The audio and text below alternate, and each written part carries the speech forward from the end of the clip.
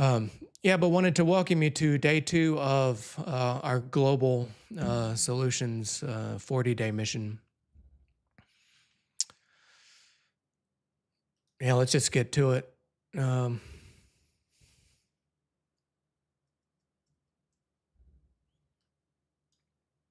Give me 1 second, guys.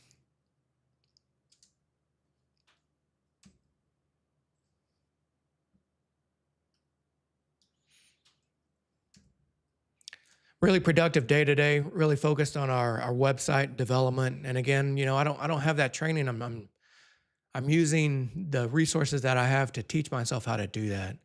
But we're going to go through and look at our website, and the intent of that is we need a home for our community. And YouTube's terrific. There's a lot of technological abilities there for mass communication, and so far it's been wonderful. But I definitely want to have a redundant home base for our community.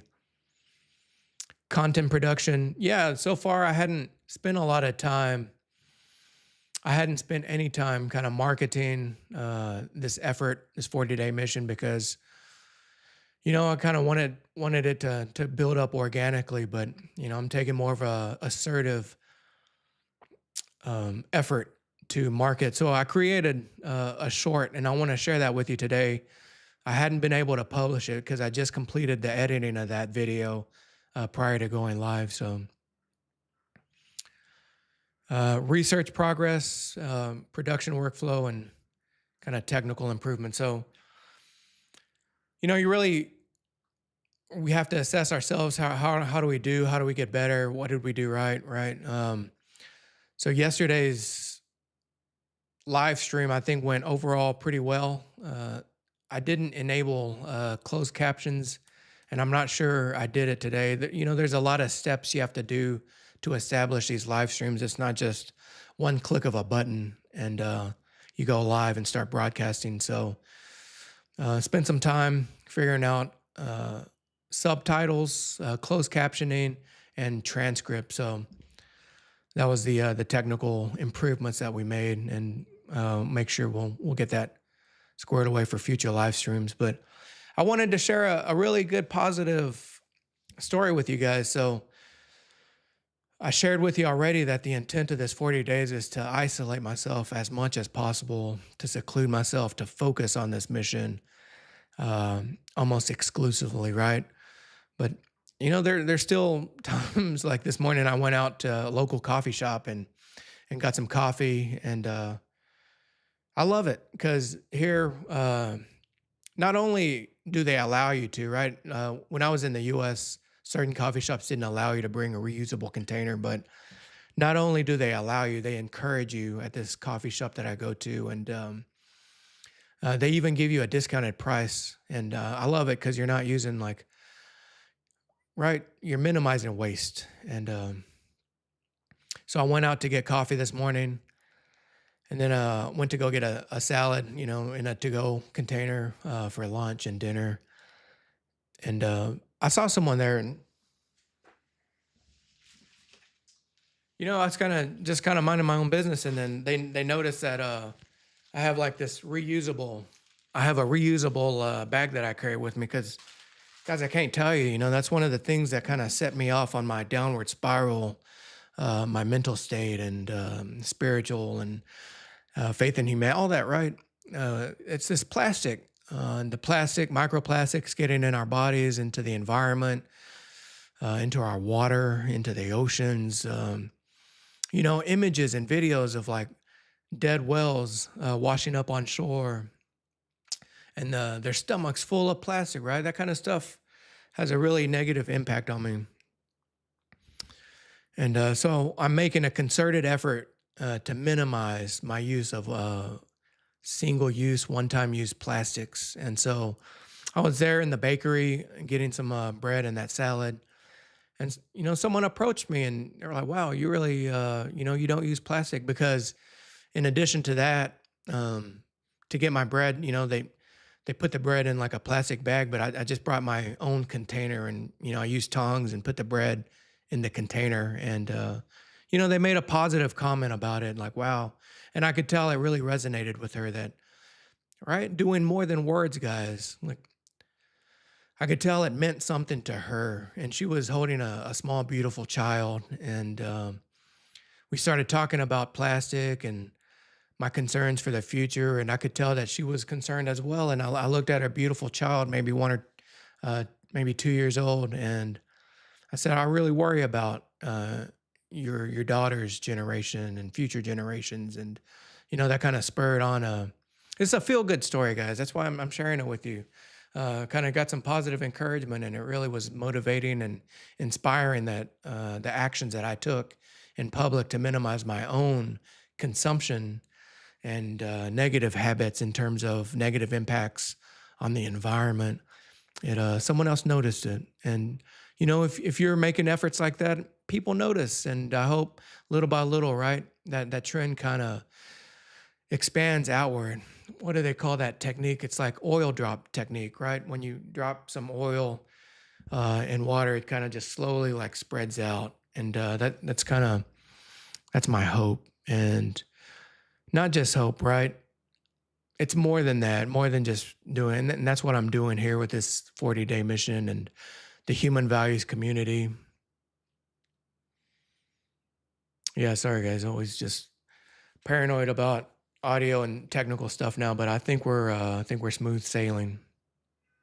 Let me make one adjustment. Pop, pop, pop.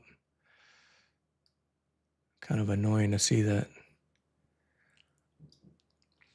All right, let's keep going, guys.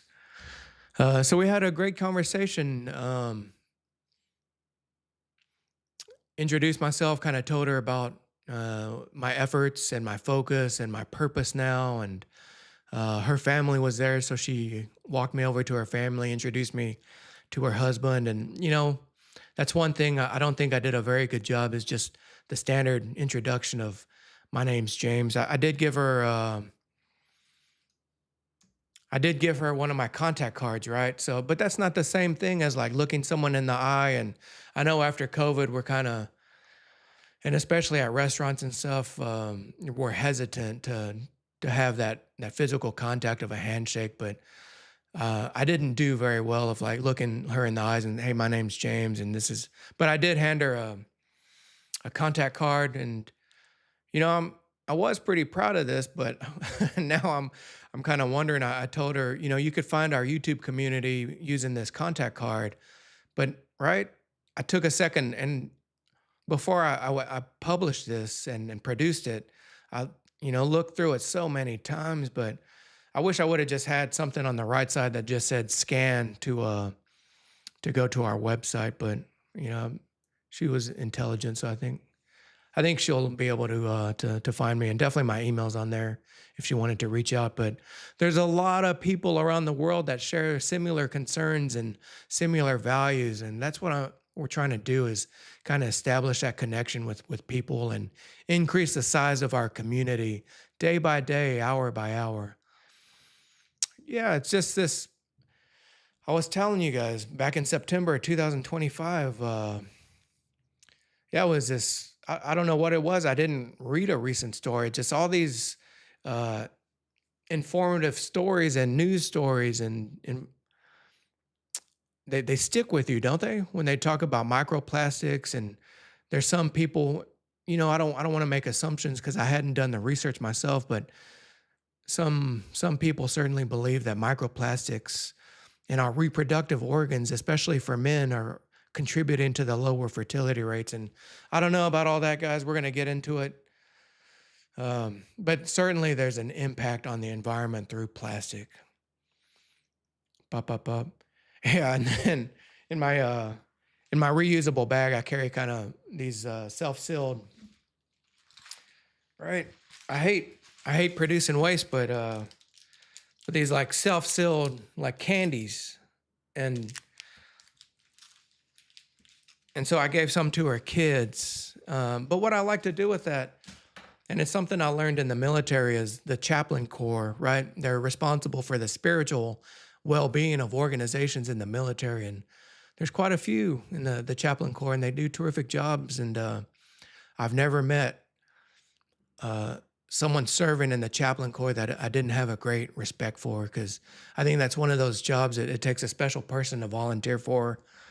But whenever you're doing difficult training, sometimes, especially in training environments, they'll carry a pocket full of candies, and they just call them like lickies and chewies, and they'll hand them out. And it's like a morale boost. And just like I said right here, spread joy and happiness. And yeah, we all similar, but just a feel good story I wanted to share with you guys today. And if it didn't make you feel good, it definitely encouraged me. And I hope to run into her and her husband and her family again sometime. Yeah, let's look at this marketing video. I didn't get into deep research today. Initially, day two was supposed to be like, hey, let's get deep into climate change. But I didn't do that because I spent a lot of time on the website and this marketing video as well. So I wanted to share that with you guys. Pop up.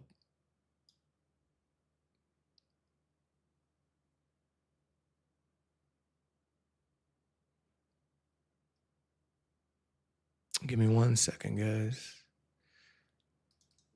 My name is James, and like you, I'm often inspired by the extraordinary natural beauty of our world and by our shared responsibility to protect it.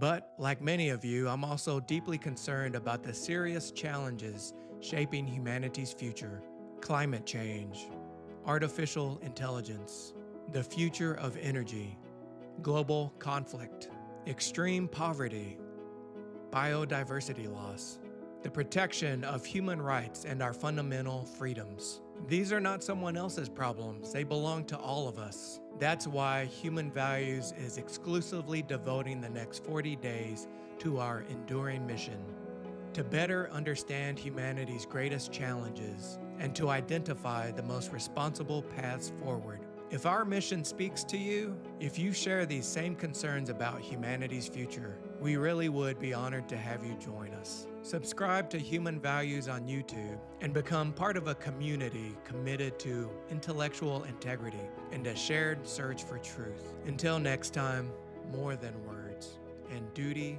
honor, humanity.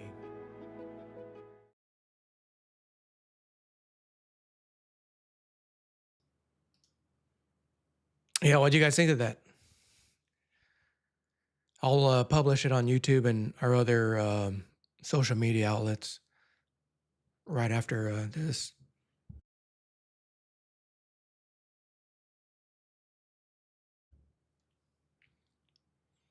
Yeah, it's a short clip. I don't know, just over a minute, guys, but it takes considerable effort to edit and to put together all the. I'm not complaining, guys, but yeah, it takes time and effort, and ideally, we're gonna start building the team and start really getting after this stuff.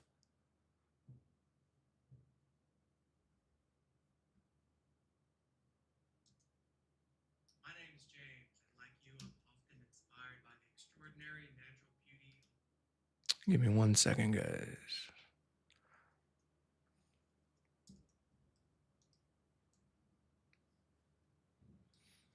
Yeah, but if you guys have ideas, right? Like I don't have like a real studio. It's just kind of my apartment, and I'm in our kind of dining area. But yeah, I have a lot of ideas of media and messages I want to get out, and so I'm going to take advantage of this 40 days of focused work and produce as much as possible.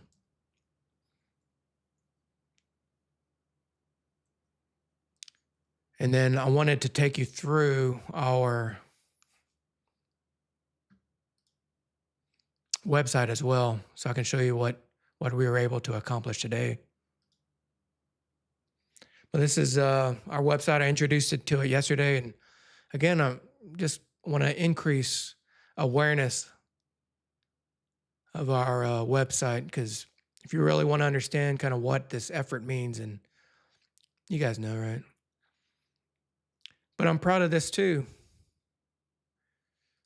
Yep. I'm proud of this too. We made a community playlist. And there have been some contributions to this, and people recommended songs that I added to this playlist too. And you're just able to do that just clicking on that link, and it just takes you to your email.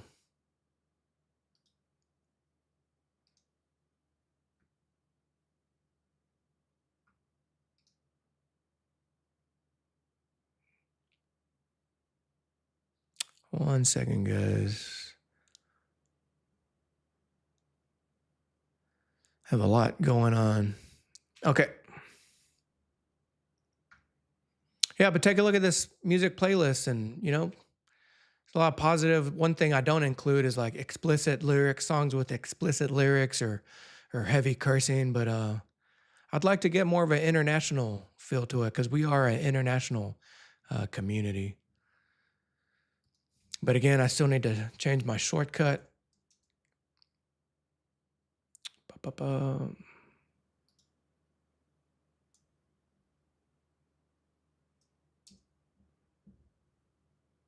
So our .org site. But I spent a lot of time refining our mission on there. But you guys understand by now, like we have serious issues, and right, we're past the point of like I am going to research it, but all that research has been done by experts and scientists and people who've devoted their educational and intellectual background on capabilities on these issues, right? So it's more about just kind of consolidating, and that's what I did too today. And if you hadn't seen, this is our YouTube page. I built some playlists on there, and we're going to go through. I want to show you a couple of videos, or at least one, that really had a deep impact on me. And it was from a show. But this climate change, right? We're talking about climate change, and you can see there's 18 videos I put in here. And I think I can, I wanted to sort it by the newest ones.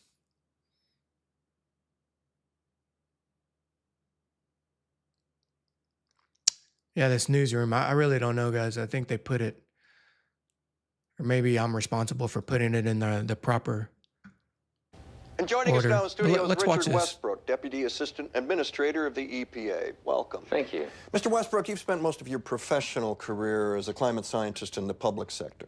Yes, 10 years as a supervisory management analyst in the Office of Environmental Information.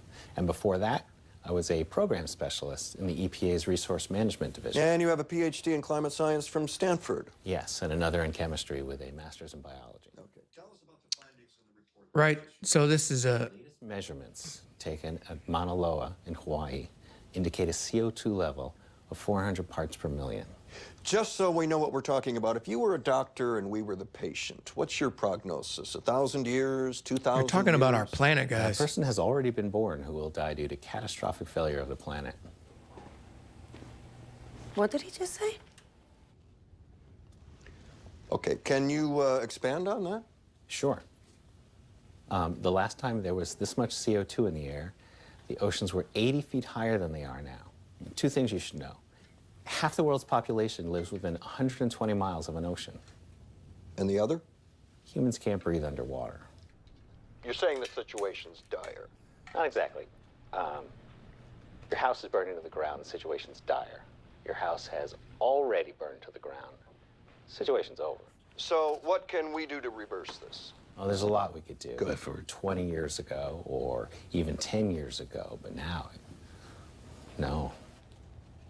Can you make an analogy that might help us understand? Sure. It's as if you're sitting in your car, in your garage, with the engine running and the door closed, and you've slipped into unconsciousness, and that's it. What if someone comes and opens the door? You're already dead. What if the person got there in time? You'd be saved. Okay. So now what's the CO2 equivalent of the getting there on time? Shutting off the car 20 years ago. You sound like you're saying it's hopeless. Yeah. Is that the administration's position or yours? There isn't a position on this any more than there's a position on the temperature at which water boils. The administration, let me try to, your administration. And don't forget, I need you to supports wind and stretch solar, 40. clean coal, nuclear power, raising fuel economy standards, and building a more efficient electrical grid. Yes, And? that would have been great. Let's see if we can't find a better spin. People are starting their weekends. The report says we can release 565 more gigatons of CO2 without the effects being It calamitous. says we can only release 565 gigatons. So what if we only release 564? Well, then we would have a reasonable shot at some form of dystopian post-apocalyptic life. But the carbon dioxide in the oil that we've already leased is 2,795 gigatons. So, What would all this look like? well, mass migrations, food and water shortages, spread of deadly disease, endless wildfires, way too many to keep under control, and storms that have the power to level cities, blacken out the sky, and create permanent darkness. Are you going to get in trouble for saying this publicly? Who cares? Mr. Westbrook, we want to inform people, but we don't want to alarm them. Can you give us a reason to be optimistic? Well, that's the thing, Will. Americans are optimistic by nature. And if we face this problem head on, if we listen to our best scientists and act decisively and passionately, I still don't see any way we can survive. Okay. Richard Westbrook, Deputy Assistant Administrator of the EPA. Thank you for joining us. Thanks for having me. This is Newsnight. We'll be back right after this. And joining us now.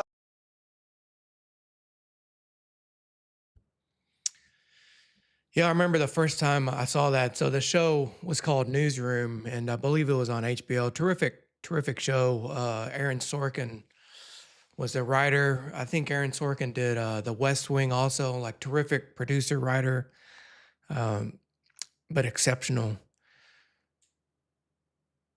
I think it was more than 5 years. It's been a while, guys, but a good show. I wanted to share that with you. How did that make you feel? And I'm not saying that stuff's fact, but I do remember at some point after watching that, I did a quick search, like how accurate are all the facts and the scenarios that you're right, he's an actor, but playing a scientist, an environmental climate scientist, how accurate were those predictions? And yeah, they're dire, guys. And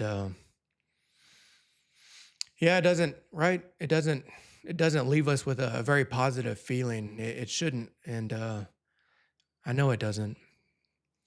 But so I had a collection of videos like that on this playlist, on various playlists. So just sharing it with you guys. Getting back to our website.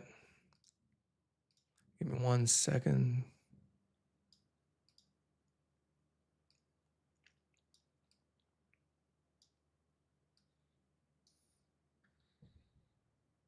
That's what I spent most of my time today, cleaning up this website, improving, making refinements and improvements. And I really wanted to highlight what are the principles that are guiding this movement that we're a part of. And right, no matter where you are joining on this spectrum of time, I do hope you take an active role in what our community stands for and the efforts we're trying to do and what our purpose is. Let's go through these, right? We talked about integrity and honor and truthfulness yesterday, but intellectual. I say intellectual because I don't know how else to say it, guys. You know it's true. So these corporations, right? Again, we talked about it in a previous live stream. How corporations are bound. The leadership, the decision makers of corporations and businesses, they have an obligation to increase their company's value. So part of that is, right, some businessman saying that their product is safe for humanity doesn't carry a lot of weight, right? You need someone with like a PhD behind their name, someone part of the scientific community. And yeah, you would like to think that all scientists are kind of bound by kind of like the Hippocratic oath that medical professionals take, like some kind of oath that they devote themselves to intellectual and scientific integrity. But as an example, right? I'm not demonizing any business or whatever, but we know cigarettes are detrimental to our health in general, right? Sometimes there's stories of like, hey, my grandmother smoked a pack every. I don't think those stories are necessarily always true, but yeah, there's smokers that lifetime smokers that live to older age and stuff. But in general, we know that's a product that's not good, not beneficial for our overall health. But in the 70s and 80s, right, I think the AMC show Mad Men, if you haven't seen it, that about advertising men out of New York City, men and women, non-gender, they were heavily involved in this effort for cigarette companies to like, hey, let's let people know that cigarettes are not necessarily bad for your health, but um, there are corporations that hire people from the scientific community, and they publish reports that are contrary to what the majority of the scientific community is saying about any given issue, about CO2 and greenhouse gases and climate change and everything, right? So we are committed to intellectual integrity, scientific evidence, right? I said we're going to follow the evidence wherever it goes. Human dignity, right? That's why we came up. That's why we chose and selected the name of our community, Human Values, and long-term responsibility. It's not about right now, right? We're trying to set a foundation for. We're trying to join efforts, ongoing efforts. There's already groups out there that are doing stuff like this, but yeah, I really want to shine a spotlight on people that are making meaningful action. And this morning, I told the individual that I met this morning that I think if you go to this website, you'll be able to get to our community on YouTube. And this is how you do it, guys. I embedded. We're not going to watch it, but just to show you I how learned a it lot goes. of good But values growing up in a and then you can community just like go. that. I'm proud of where I came from, and I hope you're proud of where you came from too. Yeah, you can go straight to the community. Just click in there to the actual website.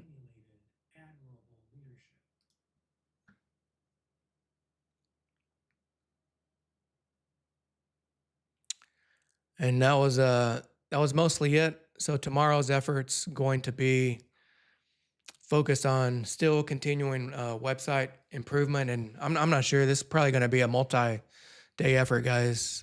Building a good digital place that we can call our community home. So need a lot more work on this.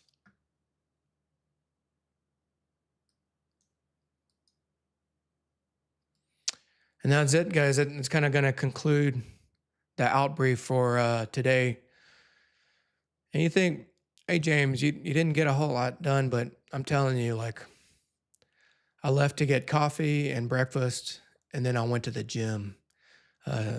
Still an enduring commitment to the gym, and that's a value that I take with me from the military. And some of the best leaders I served with, they live by the values of being committed to fitness, no matter what else is going on, and that's something that I'm continually focused on. But one saying that really resonated with me is that doing exercise every day, it's not the most important thing you're going to do during the day, right? Of everything I was able to accomplish today, well, today was my cardio day. Like doing cardio, that's not the most important thing I did today. But doing fitness and taking care of your bodies and working on nutrition, it's the most important thing you do every day, right? All right, guys, with that, I'm going to leave you, but stay blessed and stay positive. And right, I have my own assumptions that kind of led me to my downward spiritual and mental and physical spiral and to my low point. And yeah, we got to stay positive, guys, and have no fear about the future. The future is going to happen. I think we're going to dedicate a little bit more time into understanding based on everything that we know right now, what's our future going to look like? 5 years, 10 years, 20, 30, right? On and on and on. And focus more on preparation because I don't want to say the future, right? The future is unknown, obviously, guys. And I don't want to say that based on certain things, on current human behavior, current social and civilization behavior. I don't want to say our future is predestined because I believe that's kind of a defeatist attitude, defeatist mentality, and that can lead people to a very dark place, right? I think we fight, guys, nonviolent, fight mentally, fight with our energy and our focus and our attention and our efforts and our actions, fight for a more positive future, right? On a scale, right? I say that several times. I see things on a spectrum. And right now, a future is unknown, but on a spectrum of terrible, hellish future and probably not heavenly future, right? It's going to take a long time to get back to that. But a better future than the hellish future, right? Let's focus on the positive and let's work towards a positive. Let's work towards the best outcomes possible for our current civilization and for future generations of humans and all species on this planet that we share. But thank you very much for those who joined. I'm not even going to look and see how many people are watching, but again, I didn't advertise, but I'm going to push every day to kind of get the word out that we're doing this effort, and participation and attendance and watching during the actual live broadcast and participating will be very much appreciated. But yeah, have no fear of the future. Let's fight for a brighter future. Thanks, guys. Yeah, let's finish with our motto, right? Words more than words, right? And that is the motto, more than words. That resonate. I hope that resonates with you. Is something that drives, like, let's do more than words. That's what I'm doing. That's what you're doing. Let's do it. Let's keep doing it. Let's get more people involved. And lastly, duty, committing yourself, commuting your capabilities, committing your capabilities and what you have to offer as a human being, committing it and devoting it to something more than just yourself and self-preservation and self benefit. And yeah, sometimes that, hey, James, I have a family, man. Right, I understand that. Like, your primary commitment is to your family, your children, your spouse, your mother, your parents, your sibling, on and on. Right, tribalism, but commitment to something greater than ourselves, duty, honor, doing it in an honorable way, transparent, choosing the harder right over the easier wrong. That's something that I focus on every day. Like, I'm not patting myself on the back, but I try to get in a good habit of, if I see a piece of trash on the ground, I'll pick it up, right? If it's not covered in filth, I'll pick it up and I'll take it to the nearest trash can or hold on to it until I can put it somewhere where it belongs and not on the ground, like doing the harder right over the easier wrong. And humanity. Humanity, what does that mean to you, right? We talk about if you're a parent or we're all children of somebody, that's kind of that closest human relationship that we have, but extend that out to as far as possible. And to me, I'm right, and I hope you too. I'm looking into the future of humanity. Let's fight for them every day. Duty, honor, humanity.